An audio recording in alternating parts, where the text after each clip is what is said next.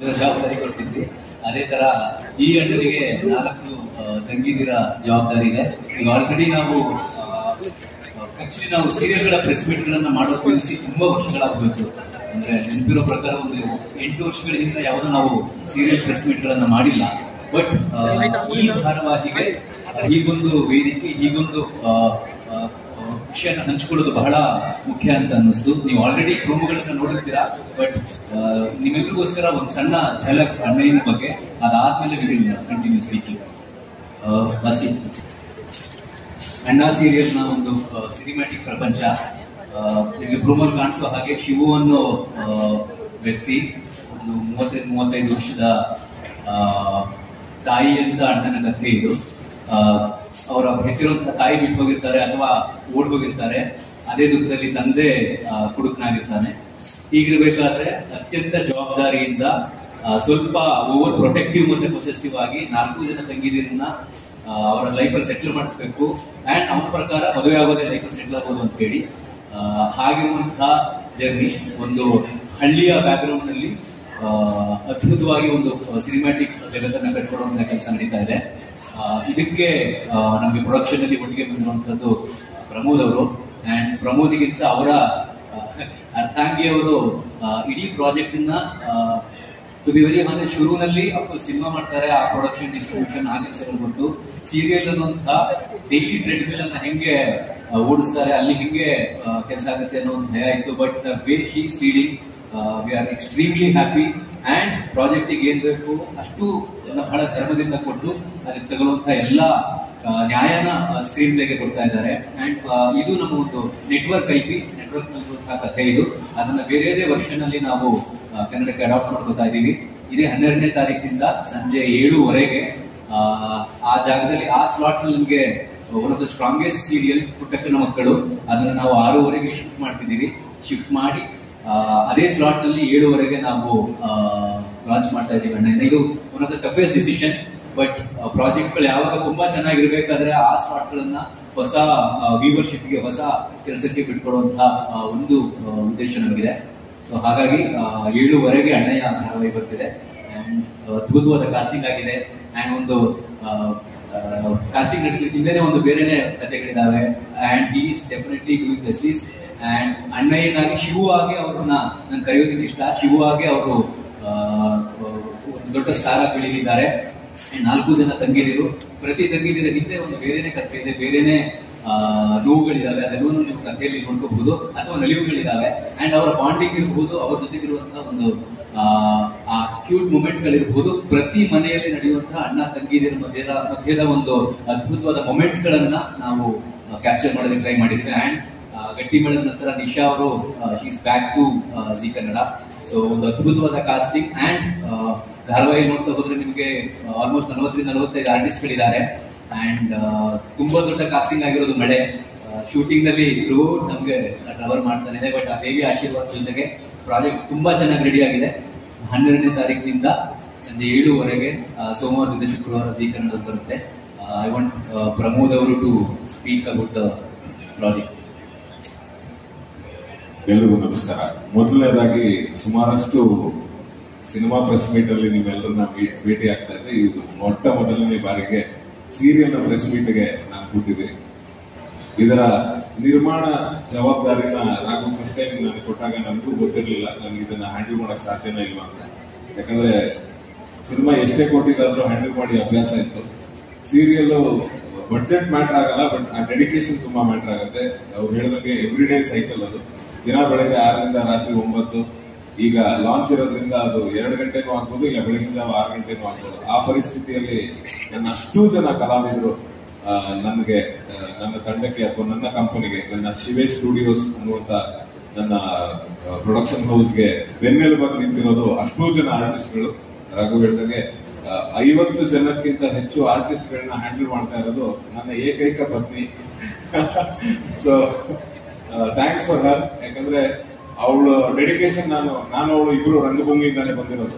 So ಹಾಗಾಗಿ ರಂಗಭೂಮಿ ದಿನಗಳಿಂದ ಅವಳ ಡೆಡಿಕೇಶನ್ ನೋಡ್ಕೊಂಡ್ ಬರ್ತಿದ್ದೆ. ಅವನ ನಂಬಿಕೆ ಮೇಲೆ ಈ ದುಡ್ಡನ್ನ ಹಾಕೋ ಕೆಲಸ ನಾನು ಮಾಡ್ತಾ ಇದ್ದೀನಿ. ಬಟ್ ಕಂಪ್ಲೀಟ್ ಆಗಿ ಅದನ್ನ ಹ್ಯಾಂಡಲ್ ಮಾಡ್ತಿರೋದು ನನ್ನ ಹೆಂಡತಿ. And last but not the least ನಾನು ಥ್ಯಾಂಕ್ಸ್ ಹೇಳಲೇಬೇಕು ಇಡೀ ಜಿ ವಾಹಿನಿಯ ಬ್ಯಾಕ್ ಬೋನ್ಗಳಿಗೆ. ಯಾಕಂದ್ರೆ ನಾನು ರಾಘವ್ ಹತ್ರ ಫಸ್ಟ್ ಮಾತಾಡಿದಾಗ ಹೇಳಿದ್ದೆ, ನನ್ಗೆ ಇಲ್ಲಿ ಏನು ABCD ಗೊತ್ತಿಲ್ಲ, ನಾನು ಬರ್ತಾ ಇದ್ದೀನಿ ಅಂದ್ರೆ ನನ್ನ ಕೈ ಹಿಡ್ಕೊಂಡು ಮುನ್ನಡೆಸೋ ಜವಾಬ್ದಾರಿ ನಿಮ್ದು, ನೀವು ನಡೆಸಿದ್ರೆ ನಡೀತೀನಿ, ಬೀಳ್ಸಿದ್ರೆ ಬೀಳ್ತೀನಿ ಅಂತ ಇದೇ ಮಾತನ್ನು ಹೇಳಿದ್ದೆ.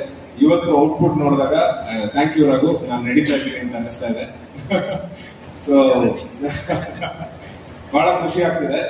ಪ್ರತಿ ಸರಿ ಅವಾರ್ಡ್ ಸೆರೆಮನಿಗೋ ಇನ್ನೊಂದಕ್ಕೋ ಮತ್ತೊಂದಕ್ಕೋ ಸಿಗಿ ಬರ್ತಿದ್ದೆ, ಅಥವಾ ಯಾವ್ದಾದ್ರು ರಿಯಾಲಿಟಿ ಶೋಗೆ ನನ್ನ ಸಿನಿಮಾನ ಪ್ರಮೋಟ್ ಮಾಡೋದಕ್ಕೆ ಬರ್ತಿದ್ದೆ. ಇವತ್ತು ನಾನು ಕೂಡ ಒಬ್ಬ ಫ್ಯಾಮಿಲಿ ಮೆಂಬರ್ ಆಗಿರೋದಕ್ಕೆ ನನಗೆ ಬಹಳ ಖುಷಿ ಇದೆ. ಅಂಡ್ 5,000 ಜನರ ಆಡಿಷನ್ ನಂತರ ನಮಗ್ ಸಿಕ್ಕಿರುವಂತ ಮುತ್ತು ರತ್ನಗಳು. ಸೊ ಇವ್ರನ್ನ ನಿಮ್ ಮುಂದೆ ಪ್ರೆಸೆಂಟ್ ಮಾಡ್ತಾ ಇದೀವಿ. ಯಾರು ಕೂಡ ನಿಮ್ಗೆ ಸ್ಟಾರ್ಗಳ ರೀತಿ ವರ್ತಿಸ್ತಾ ಇಲ್ಲ, ಎಲ್ಲರೂ ಕೂಡ ನಿಮ್ಮ ಮನೆ ಮಕ್ಕಳ ತರ ವರ್ತಿಸ್ತಾ ಇದ್ದಾರೆ. ಸೊ ಆ ಮನೆ ಮಕ್ಕಳನ್ನ ತಪ್ಕೊಳ್ಳಿ, ಅಪ್ಕೊಳ್ಳಿ, ಸ್ವೀಕರಿಸಿ, ಸಹಾಯ ಮಾಡಿ ನಮ್ಗೆ ನಮ್ ಜೊತೆ ನಿಲ್ಲಿ ಅಂತ ಕೇಳ್ಕೊತಾ ಇದೀನಿ. Thank you so much. And ಈ ಇಡೀ ಕಾನ್ಸೆಪ್ಟ್ ನ ಆನ್ಲೈನ್ ಅಲ್ಲಿ ಅವರು ಆಲ್ರೆಡಿ ಹೇಳ್ಬಿಟ್ಟಿದ್ದಾರೆ. ನಾನೇನು ಎಕ್ಸ್ಟ್ರಾ ಅದ್ರ ಬಗ್ಗೆ ಕತೆ ಬಗ್ಗೆ ಹೇಳ್ಬೇಕಾಗಿಲ್ಲ ಅಂತ ಅನ್ಕೊಂಡಿದ್ದೀನಿ. ಸೊ ಪ್ರತಿ ಮೆಸೇಜ್ಗಳಲ್ಲೂ ನಾನು ಪ್ರೋಮೋ ಹಾಕಿದಾಗ ಜಿ ಟ್ಯಾಗ್ ಮಾಡಿ ನಾನು ಯಾವುದೇ ಪ್ರೋಮೋ ಹಾಕಿದಾಗ್ಲೂ ನನ್ನ ಕೆಳಗಡೆ ಒಂದು ರೆಗ್ಯುಲರ್ ಕಮೆಂಟ್ ಬರ್ತಾ ಇತ್ತು, ಪರ್ಸನಲ್ ಆಗು ಆ ಕಮೆಂಟ್ ಬರ್ತಾ ಇತ್ತು. ಶೆಟ್ರ್ ಗ್ಯಾಂಗು ವರ್ಷಕ್ಕೊಂದು ಸಿನಿಮಾ ಮಾಡ್ತಿದ್ರಿ, ಬಹಳ ಕಷ್ಟ ಆಗ್ತಿತ್ತು, ಈಗ ನಿಮ್ಮ ಪ್ರೊಡಕ್ಷನ್ ಇಂದ ಬರ್ತಾ ಇರುವಂತ ಸೀರಿಯಲ್ ನ ದಿನ ನೋಡುವಂತ ಒಂದು ಅವಕಾಶ ಮಾಡ್ಕೊಟ್ಟಿದ್ದೀರಾ ಅಂತ. All thanks goes to Zee and also Raghav. So thank you so much. ಎಲ್ಲರಿಗೂ ನಮಸ್ಕಾರ. ಆಕ್ಚುಲಿ ಇವತ್ತು ಅವ್ರ ಬರ್ಡೇ, ಹ್ಯಾಪಿ ಬರ್ಡೇ. ವಯಸ್ಸು ಆಗ್ತಾ ಹೋಗ್ತಿದ್ದಂಗೆನೆ ಬರ್ತ್ಡೇ ವಿಶಸ್ ತಗೊಳಕ್ ಆಗಲ್ಲ sir. Anyways jokes apart, thank you so much. ಎಲ್ರಿಗೂ ನಮಸ್ಕಾರ, ಎಲ್ಲರೂ ಬಂದಿದ್ದಕ್ಕೆ. ಅಂಡ್ ನಮಗೆ ಈ ಥರದ್ದು ಒಂದು ವೇದಿಕೆನ ಕಲ್ಪಿಸ್ಕೊಟ್ಟಿದ್ದಕ್ಕೆ. ಮೊದಲನೇ ಸಲ ರಾಘವ್ ಸರ್ ಕರೆಸಿದಾಗ ಒಂದು ಮೀಟಿಂಗ್ ಅಲ್ಲಿ ಇದ್ರು, ದಡಬಡ ಅಂತ ಹೊರಟ್ವಿ. ಗೊತ್ತಿಲ್ಲ ಅಂದ್ರೆ ಎಲ್ಲರೂ ಬೆಂಗಳೂರಿನಲ್ಲಿ ಶೂಟ್ ಮಾಡ್ತಾರೆ, ಯಾವ್ದೋ ಒಂದು ಸ್ಪೆಷಲ್ಸ್ ಇದ್ದಾಗ ಹಳ್ಳಿಗೆ ಹೋಗ್ತಾರೆ ಅಥವಾ ಬೇರೆ ಕಡೆ ಹೋಗಿ ಬರ್ತಾರೆ. ಬಟ್ ನಮ್ ಇಡೀ ಕಥೆನ ನಾವು ಒಂದು ಹಳ್ಳಿನಲ್ಲೇ ಶೂಟ್ ಮಾಡ್ತಾ ಇದೀವಿ. ನಮಗೆ ಅದು ಡೈಲಿ ಬೆಂಗಳೂರಿಂದ ಅಲ್ಲಿಗೆ ಜರ್ನಿ ಮಾಡು, ಅಲ್ಲಿಂದ ಇಲ್ಲಿಗೆ ಬಾ, ಚನ್ನಪಟ್ಟಣದಿಂದ ಇಲ್ಲಿಗೆ ಬಾ, ದಿಸ್ ಇಸ್ ಲೈಕ್ ಅದನ್ನ ಹೇಳ್ಕೊಳಕ್ ಆಗಲ್ಲ, ಅಷ್ಟು ಎಫರ್ಟ್ಸ್ ಗಳನ್ನ ಹಾಕ್ತಾ ಇದೀವಿ. ಅಂಡ್ ಪ್ರಮೋದ್ ನಂಗೆ ಯಾವಾಗ್ಲೂ ಹೇಳ್ತಾ ಇರ್ತಾರೆ, we should not talk about our efforts, ಕೊನೆಗೆ ಏನು ರಿಸಲ್ಟ್ ಕೊಡ್ತೀವಿ ಅದು ಮ್ಯಾಟರ್ ಆಗುತ್ತೆ ಅಂತ. ತುಂಬಾ ಕಷ್ಟಪಟ್ಟು ಆ ರಿಸಲ್ಟ್ ಅನ್ನ ಕೊಟ್ಟಿದೀವಿ. ನೀವುಗಳು ಹೇಳ್ಬೇಕು ಹೇಗಿದೆ ಅಂತ. ಅಂಡ್ ಪ್ರತಿಯೊಂದು ಮನೆಯಲ್ಲೂ ನಡೆಯುವಂತ ಅಣ್ಣ ತಂಗಿ ಬಾಂಧವ್ಯ ಅಥವಾ ಮನೆಯಲ್ಲಿ ನಡೆಯುವಂತ ಒಂದು ಕನೆಕ್ಟೆಡ್ ಎಮೋಷನ್ಸ್ ಏನಿರುತ್ತೆ ಅದನ್ನ ಇಟ್ಕೊಂಡು ಈ ಲೈನ್ ಮಾಡಿರುವಂತದ್ದು.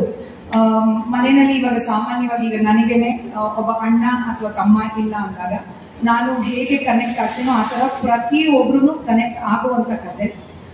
ನಿಜ ಹೇಳ್ಬೇಕು ಅಂದ್ರೆ we have very good artist in my team. ಪ್ರತಿಯೊಬ್ರು ಅವರ ಪಾತ್ರಗಳನ್ನ ಅಮೇಸಿಂಗ್ ಆಗಿ ಮಾಡ್ತಿದ್ದಾರೆ. ರಾಘವ್ ಸರ್ ಹೇಳಿದಾಗೆ ದೇ ಆರ್ ಗಿವಿಂಗ್ ದರ್ 100%. 50 ಜನ, 45ರಿಂದ 50 ಜನ ಇರುವಂತ ಏಕೈಕ ಸೀರಿಯಲ್ ಅಂತ ಅನ್ಕೋತೀನಿ. ಅಂಡ್ ಲಕ್ಷ್ಮೀ ನಿವಾಸ ಇಸ್ ದೇರ್, ಅದಾದ್ಮೇಲೆ ನಮ್ದೇನೆ.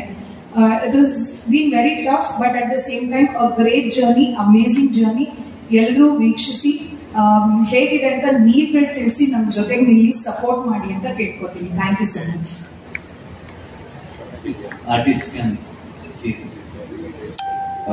ಎಲ್ಲ ಮಾಧ್ಯಮ ಮಿತ್ರರಿಗೂ ನಮಸ್ಕಾರ, ಎಲ್ಲರಿಗೂ ನಮಸ್ಕಾರ. ಮೊದಲನೇದಾಗಿ ನಾನು ಜಿ ಕನ್ನಡಗೆ ಮತ್ತು ಶಿವೇ ಸ್ಟುಡಿಯೋಸ್ ಕಡೆಯಿಂದ ನನ್ನನ್ನ ಈ ಪಾತ್ರಕ್ಕೆ ಆಯ್ಕೆ ಮಾಡಿದ್ದಕ್ಕೆ ಮೊದಲನೇದಾಗಿ ಥ್ಯಾಂಕ್ ಯು ಹೇಳಕ್ ಇಷ್ಟಪಡ್ತೀನಿ. ಯಾಕಂದ್ರೆ ಈ ಪಾತ್ರ ಮೊದಲನೇದಾಗಿ ನನಗೆ ಬಂದಾಗ, ಮೊದಲು ಈ ಕತೆ ಕೇಳಿದಾಗ್ಲೇ ನನಗೆ ಬಹಳ ಇಂಪ್ರೆಸ್ ಆಗಿತ್ತು. ಬಹಳ ಒಳ್ಳೆ ಕತೆ, ಬಹಳ ಒಳ್ಳೆ ಪಾತ್ರ ಅಂತ. ಬಟ್ ನಾನು ಯಾವಾಗ ಈ ಶೂಟಿಂಗ್ ಸ್ಟಾರ್ಟ್ ಆಯ್ತು, ಯಾವಾಗ ಈ ಆಕ್ಟ್ ಮಾಡಕ್ ಸ್ಟಾರ್ಟ್ ಮಾಡಿದೆ, ಅವಾಗ ಈ ಪಾತ್ರನ ಜೀವಿಸ್ತಾ ಗೊತ್ತಾಯ್ತು, ಇದು ಪ್ರತಿಯೊಬ್ಬ ನಟ ಒಂದು ಡ್ರೀಮ್ ರೋಲ್ ಅಂತ ಏನು ಯೋಚನೆ ಮಾಡ್ತಾರೆ, ಅಂದ್ರೆ ಒಬ್ಬ ಪರ್ಫಾರ್ಮೆನ್ಸ್ ಓರಿಯೆಂಟೆಡ್ ಡ್ರೀಮ್ ರೋಲ್ ಅಂತ ಏನು ನಾವೆಲ್ಲರೂ ಮಾಡ್ಬೇಕು ಅಂತ ಅನ್ಕೊಂಡಿರ್ತೀವಿ, ಅದು ಇದೆ ಅಂತ ನನಗೆ ರಿಯಲೈಸ್ ಆಗಿದ್ದೆ ಇದು ಮಾಡ್ತಾ. ತುಂಬಾ ಗ್ರಾಟಿಟ್ಯೂಡ್ ಇದೆ ಎಲ್ಲರಿಗೂ. ಅದಕ್ಕೆ ಮೊದಲನೇದಾಗಿ ಥ್ಯಾಂಕ್ ಯು ಹೇಳಕ್ಕೆ ಇಷ್ಟಪಡ್ತೀನಿ. ಆಮೇಲೆ ಅದಾದ್ಮೇಲೆ ಶೂಟಿಂಗ್ ಹೇಳ್ಬೇಕು ಅಂದ್ರೆ ನಾನು ಸಿನಿಮಾಗಳು ಮಾಡ್ತಾ ಬಂದೆ ಇಲ್ಲಿಗೆ. ಸೀರಿಯಲ್ ಅಂದಾಗ ನಮ್ ಬೇರೆ ಪ್ಯಾಟರ್ನ್ ಅಂತ ಅನ್ಕೊಂಡೆ. ಬಟ್ ಖಂಡಿತವಾಗ್ಲೂ ಮೊನ್ನೆ ಕೂಡ ನನ್ನ ಡೈರೆಕ್ಟರ್ ಜೊತೆ ಮಾತಾಡ್ತಿದ್ದೆ. ಇದು ಯಾವ ಸಿನಿಮಾನು ಆಕ್ಚುಲಿ ಬೇಗ ಮುಗಿಸ್ತಾ ಇದೀವಿ ಸರ್. ಇದು ಸಿನಿಮಾ ಆಕ್ಚುಲಿ ನಾವು 35-40 ದಿವಸದಲ್ಲಿ ಬರುತ್ತೆ ಫುಟೇಜು. ಇದೇನ್ ಸರ್ ಇದು ಎಲ್ಲಾ ಆಂಗಲ್ ಹಾಕೊಂಡು ಹೋಗ್ತಾರಲ್ಲ ಸರ್, ಇದು ಏನ್ ಸರ್ ಏನ್ ಮಾಡ್ತಾ ಇದಾರೆ ಅಂತ ನಾನು ಮೊನ್ನೆ ಮಾತಾಡ್ತಿದ್ದೆ. ಬಟ್ ಖಂಡಿತವಾಗ್ಲೂ ತುಂಬಾ ಖುಷಿ ಇದೆ ಇಂಥ ಒಂದು ಪ್ರಾಜೆಕ್ಟ್ ನಲ್ಲಿ ಭಾಗಿಯಾಗಿರೋದು ನನ್ನ ಅದೃಷ್ಟ. ಖಂಡಿತವಾಗ್ಲೂ ಒಂದು ಒಳ್ಳೆ ಟೀಮು, ಒಳ್ಳೆ ಜನ ಸೇರಿದಾಗ ಅದೊಂದು ಒಳ್ಳೆ ಪ್ರಾಜೆಕ್ಟ್ ಬರುತ್ತಲ್ಲ, ಆ ವೈಬು, ಆ ಫೀಲು ಖಂಡಿತವಾಗ್ಲೂ ನನಗೆ ಸಿಕ್ತು. ಈ ಇದಕ್ಕೋಸ್ಕರ ನಮಗೆ ಬೆಂಬಲ ಕೊಟ್ಟಂತ ಪ್ರತಿಯೊಬ್ಬರಿಗೂ ಥ್ಯಾಂಕ್ ಯು ಹೇಳಕ್ ಇಷ್ಟಪಡ್ತೀನಿ. ಕತೆ ಮತ್ತೆ ಪಾತ್ರದ ಬಗ್ಗೆ ಒಂದು 2 ನಿಮಿಷ ಹೇಳ್ಬಿಡ್ತೀನಿ. ಈ ಪಾತ್ರ ಪ್ರತಿಯೊಂದು ಮನೆಯಲ್ಲಿ ನಡೆಯುವಂತ ಒಂದು ಕತೆ. ಪ್ರತಿಯೊಬ್ಬ ಮನೆಯಲ್ಲೂ ಒಂದು ಮ್ಯಾಕ್ಸಿಮಮ್ ಮಿಡಲ್ ಕ್ಲಾಸ್ ಮನೆಗಳಲ್ಲಿ ನಡೆಯುವಂತ ಏನ್ ಎಫರ್ಟ್ಸ್ ಇರುತ್ತೆ ಅದನ್ನ ಆಧಾರಿತವಾದಂತ ಕತೆ. ಪ್ರತಿಯೊಬ್ಬರಿಗೂ ಕನೆಕ್ಟ್ ಆಗುತ್ತೆ ಅನ್ನೋ ನಂಬಿಕೆ ಅಂತೂ ಖಂಡಿತವಾಗ್ಲೂ ನಮ್ಗಿದೆ. ನಾವು ಬರೀ ನಿಮ್ಮ ಆಗಸ್ಟ್ 12ನೇ ತಾರೀಕಿಗೆ ಮನೆಗಳಿಗಂತೂ ಬರ್ತಾ ಇಲ್ಲ, ಖಂಡಿತವಾಗ್ಲೂ ನಿಮ್ಮೆಲ್ಲ ಮನ್ಸುಗಳಿಗೆ ಬರಬೇಕು ಅಂತ ಬರ್ತಾ ಇದ್ದೀವಿ. ದಯವಿಟ್ಟು ನಮ್ಮನ್ನು ಕೂಡ ಬೆಂಬಲಿಸಿ. Thank you.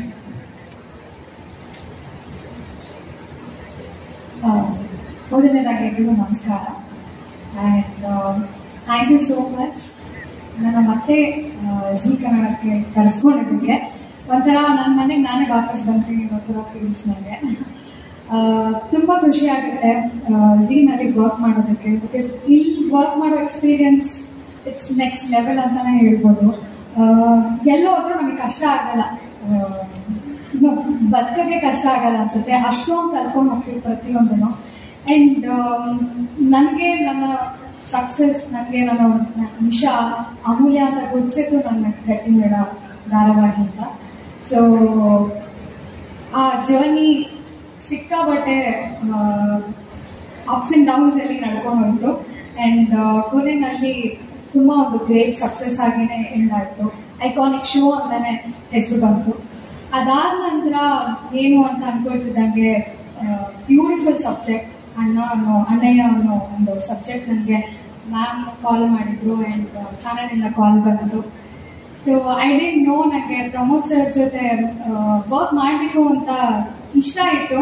ಈ ಥರ ಒಂದು ಸಡನ್ ಆಗಿ ಒಂದು ಶಾಕಿಂಗ್ ನ್ಯೂಸ್ ಬರುತ್ತೆ ಅಂತ ನನಗೆ ಗೊತ್ತಿರಲಿಲ್ಲ. ಹೋದ ತಕ್ಷಣ ಪ್ರಮೋದ್ ಸರ್ ಪ್ರೊಡಕ್ಷನ್ ಅಲ್ಲಿ ಕೆಲಸ ಮಾಡಬೇಕು ಅಂದ ತಕ್ಷಣ ಏನು ಅಲ್ಲೇನು ಬೇರೆ ಥಿಂಕ್ ಮಾಡೋ ಒಂದು ಏನೋ ಪ್ರೋಸೆಸ್ಸೇ ಆಗಿಲ್ಲ ನನ್ನ ತಲೆನಲ್ಲಿ. ಓಕೆ ಡನ್, ಕತೆ ಆಬ್ವಿಯಸ್ಲಿ ಸಖತ್ತಾಗಿರುತ್ತೆ ಅಂತ ಅನ್ಕೊಂಡು ನಾನು ಒಪ್ಕೊಂಡಿದ್ರು. ಆ್ಯಂಡ್ ಈಗ ಆಲ್ರೆಡಿ ಶೂಟಿಂಗ್ ಆಗ್ತಾ ಇದೆ. ನನ್ನ ಕ್ಯಾರೆಕ್ಟರ್ ಬಗ್ಗೆ ಹೇಳಬೇಕು ಅಂತಂದ್ರೆ, ನಾನು ಇದರಲ್ಲಿ ಪಾರ್ವತಿ ಡಾಕ್ಟರ್ ರೋಲ್ ಪ್ಲೇ ಮಾಡ್ತಾ ಇದ್ದೀನಿ. ಒನ್ ಆಫ್ ದ ಸ್ಟ್ರಾಂಗೆಸ್ಟ್ ಪಾತ್ರ ಅಂತಾನೆ ಹೇಳ್ಬೋದು. ಆ್ಯಂಡ್ ಸುಮಾರು ಜನ ನನ್ನ ಫ್ಯಾನ್ಸು ಎಲ್ಲರೂ ಕೇಳ್ತಿದ್ರು, ಲೈಕ್ ರೌಡಿ ಬೇಬಿ ಥರ ಬೇಕು ಕ್ಯಾರೆಕ್ಟರು, ರೌಡಿ ಬೇಬಿ ಥರನೇ ತೋರಿಸಿ ಅಂತ. ನನಗೂ ಸುಮಾರು ಮೆಸೇಜಸ್ ಬಂತು, ಆ ಥರ ಎಲ್ಲ ಇದರಲ್ಲಿ ನಮಗೆ ನೋಡೋಕೆ ಬೇಜಾರಾಗುತ್ತೆ ಅಂತ. ಬಟ್ ನಾನು ಹೇಳೋದು ಇಷ್ಟೇ, ಆ್ಯಂಡ್ ನನಗದೊಂದು ಮೊನೋಟನಸ್ ಆಗೋದು ನನಗೂ ಇಷ್ಟ ಇರಲಿಲ್ಲ. ಆ್ಯಂಡ್ ರೌಡಿ ಬೇಬಿ ಆಗಿ ನಾನು ಅದ್ರಲ್ಲಿ ಆಲ್ರೆಡಿ ನಾನು ಜೀವಿಸ್ಬಿಟ್ಟಿದ್ದೀನಿ. ಸೊ ಇದು ಆಸ್ ಪಾರ್ವತಿ ನಾನು ಹೇಗಿರ್ತೀನಿ, ಹೇಗೆ ಮಾಡಬಲ್ಲೆ ಅನ್ನೋದು ಒಂದು ನನಗೊಂದು ದೊಡ್ಡ ಏನೋ ಕ್ವೆಶ್ಚನ್ ಮಾರ್ಕ್. ಸೊ ನಾನು ಹೇಗೆ ಮಾಡಬಲ್ಲೆ ಅಂತ ನಾನು ಎಕ್ಸ್ಪೀರಿಯನ್ಸ್ ಮಾಡ್ತಾ ಇದ್ದೀನಿ. ಹೋಪ್ಫುಲಿ ಖಂಡಿತವಾಗ್ಲೂ ನಿಮ್ಗೆ ಈ ಕ್ಯಾರೆಕ್ಟರ್ ಇಷ್ಟ ಆಗುತ್ತೆ. ಯಾಕಂದ್ರೆ ಅಮೂಲ್ಯ ಅನ್ನೋ ಕ್ಯಾರೆಕ್ಟರು ಹೇಗೆ ನಿಮ್ಗೆಲ್ಲರಿಗೂ ಒಂದು ಇನ್ಸ್ಪಿರೇಷನ್ ಆಗಿ ಅವಳು ಹೇಗೆ ಅಕ್ಕ ತಂಗಿಯ ಜೊತೆ ಹೇಗಿದ್ಲು, ಅವ್ರನ್ನ ಹೇಗೆ ನಾನು ಸಪೋರ್ಟಿವ್ ಆಗಿ ನಿಂತ್ಕೊಂಡೆ ಅನ್ನೋದು ಆ ಕ್ಯಾರೆಕ್ಟರ್ ಹೇಳಿದ್ರೆ, ಇದರಲ್ಲೂ ಅಷ್ಟೇ ನಾನು ನಾದ್ನಿ ಬುದ್ಧಾಗ ನಾದ್ನಿ ಅಂದ್ರನ್ನ ಹೇಗೆ ನೋಡ್ಕೋತೀನಿ ಆ್ಯಂಡ್ ನಮ್ಮ ಮಾವನ ಜೊತೆ ನಾನು ಹೇಗಿರ್ತೀನಿ, ಹೇಗೆ ಸಪೋರ್ಟಿವ್ ಆಗಿರ್ತೀನಿ ಅನ್ನೋದೇ ನನ್ನ ಒಂದು ಕ್ಯಾರೆಕ್ಟರು. ಆ್ಯಂಡ್ ಡೆಫಿನೆಟ್ಲಿ ಈ ಕ್ಯಾರೆಕ್ಟರ್ ಕೂಡ ನಿಮ್ಗೆ ಎಲ್ರಿಗೂ ತುಂಬ ಇನ್ಸ್ಪೈರಿಂಗ್ ಆಗಿರುತ್ತೆ. ಯಾಕಂದರೆ ಈಗ ಆಲ್ರೆಡಿ ನನಗೆ ಇಷ್ಟು 10 ದಿನ ಶೂಟ್ ಮಾಡಿರೋದ್ರಲ್ಲೇ ಏನೋ ಒಂದು ಸಾಕಷ್ಟು ನಾನು ವಿಚಾರಗಳನ್ನ ಕಲ್ತಿದ್ದೀನಿ. ಸೊ ಡೆಫಿನೆಟ್ಲಿ ಇದು ಕೂಡ ಅಣ್ಣಯ್ಯ ಕೂಡ ಗಟ್ಟಿ ಮೇಳ ಥರನೇ ಒಂದು ಸೂಪರ್ ಸಕ್ಸಸ್ನ ಕಾಣಬೇಕು ಅಂತ ನಾನು ವಿಶ್ ಮಾಡ್ತೀನಿ. ಅದೆಲ್ಲದೂ ಕಾಣಾಗೋದೇ ನಿಮ್ಮಿಂದ. ಸೊ ನೀವೆಲ್ಲರೂ ಆಗಸ್ಟ್ 12 7:30 ನೋಡಿ ನಮಗೆ ಎಲ್ರಿಗೂ ಸಪೋರ್ಟ್ ಮಾಡಿ. Thank you so much.